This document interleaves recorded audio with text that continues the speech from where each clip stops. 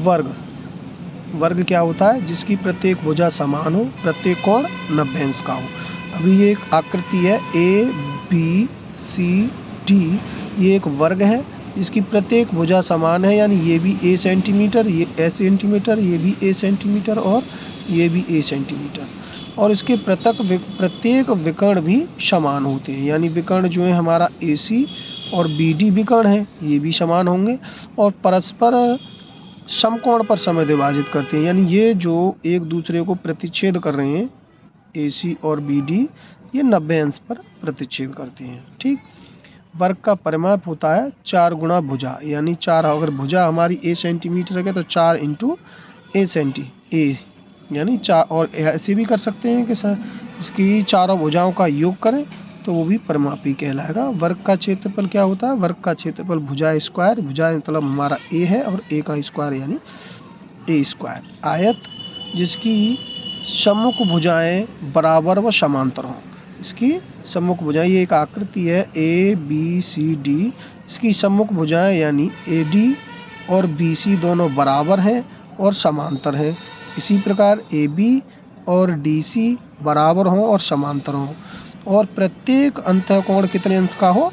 90 अंश का हो। ये भी 90 अंश, ये भी 90 अंश, ये भी 90 अंश, ये। तो हम कैसे कहते हैं कि ये एक आयत है। आयत का परिमाप क्या होता है? आयत का परिमाप क्या होता है? 2 कोष्ठक में लंबाई प्लस चौड़ाई, इसका मतलब है 2L + B। या परिमाप निकालें तो हम ये भी कह सकते हैं कि परिमाप में सभी भुजाओं का योग करें, हम आयत की सभी भुजाओं का योग करें तो वो भी परिमाप ही आएगा। आयत का क्षेत्रफल क्या होता है कि लंबाई इंटू चौड़ाई, चौड़ाई इंटू लंबाई या लंबाई इंटू चौड़ाई, बात एक ही है। तो यहाँ L इंटू B। अब घन की सभी भुजाएं समान होती हैं। ये हमने एक आकृति बनाई है घन जिसकी सभी भुजाएं समान है, यानी अगर चौड़ाई की बात करें वो भी समान होगी, हाइट की बात करें वो भी बराबर होगी, और लेंथ की बात करें वो भी, यानी तीनों हाइट, लेंथ और ब्रीथ तीनों समान होंगे, लंबाई चौड़ाई ऊंचाई तीनों समान होंगी।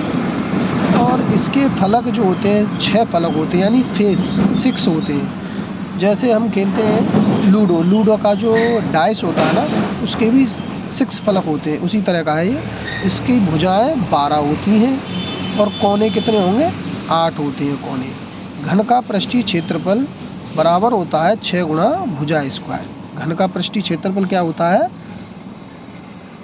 6 गुणा भुजा स्क्वायर, क्योंकि इसके फलक 6 होते हैं और लंबाई और चौड़ाई निकालेंगे तो इनका एक फलक का जो क्षेत्रफल निकालेंगे तो L इंटू B होगा, और दोनों ही भुजाएं हमारी जब समान हो, ये भी A बराबर है और ये भी A बराबर है, तो इसका मतलब A स्क्वायर हो गया।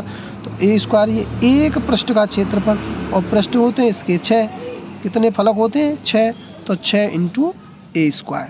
ठीक। घन का आयतन जो होता है L into B into H, यानी यह कह सकते हैं तीनों भुजाएं जब हमारी बराबर हैं तो A इंटू A, तो ये क्या हो गया? A इंटू A, यानी A का क्यूब। अभी चलते हैं घनाभ की ओर। घनाभ में 6 फलक होते हैं, उसी तरह जिस तरह हमारे उसमें घन में थे 6 फलक होते हैं, 12 भुजाएं होती हैं तथा 8 कोने होते हैं। घनाभ की लंबाई, चौड़ाई और ऊंचाई तीनों कैसी होंगी? अलग अलग होंगी, समान नहीं होंगी। ऐसा हो सकता है कि लंबाई चौड़ाई समान हो तो ऊंचाई अलग होगी, या ऊंचाई लंबाई समान हो तो चौड़ाई अलग होगी, यानी कोई एक भुजा अलग होगी ही जरूर, है ना। ठीक। तो घनाभ का पृष्ठीय क्षेत्रफल जो होता है 2LB, BH और HL। ठीक इस प्रकार इसके भी 6 फलक होते हैं, 6 फलक होते हैं, 6 फेस होते हैं। तो अभी हम एक फलक का जो हम निकालेंगे तो H इंटू L, और दूसरे का निकालेंगे, ऊपर वाले का निकालेंगे तो यहाँ B इंटू L होगा, क्योंकि इसकी लंबाई होगी, चौड़ाई होगी और लंबाई होगी, इसकी ऊंचाई तो होगी नहीं। ठीक इसी प्रकार हम इनको 2 फलक हमारे लंबाई चौड़ाई वाले होंगे, 2 फलक हमारे चौड़ाई ऊंचाई वाले होंगे, और 2 फलक जो होंगे हमारे वो ऊंचाई और लंबाई वाले होंगे। ठीक। उसी के आधार पर पृष्ठीय क्षेत्रफल होगा 2LB, BH + HL, यानी 2 कोष्ठक में लंबाई गुणा चौड़ाई प्लस चौड़ाई गुणा ऊंचाई प्लस ऊंचाई गुणा लंबाई। घनाभ का आयतन क्या होता है? घनाभ का आयतन वही होगा एल यानी एल बी और एच यानी तीनों भुजाओं का लंबाई प्लस चौड़ाई प्लस ऊंचाई का गुणा, लंबाई गुणा चौड़ाई गुणा ऊंचाई यानी एल बी एच। आपको बताना है कि वर्ग में कितने फलक होते हैं।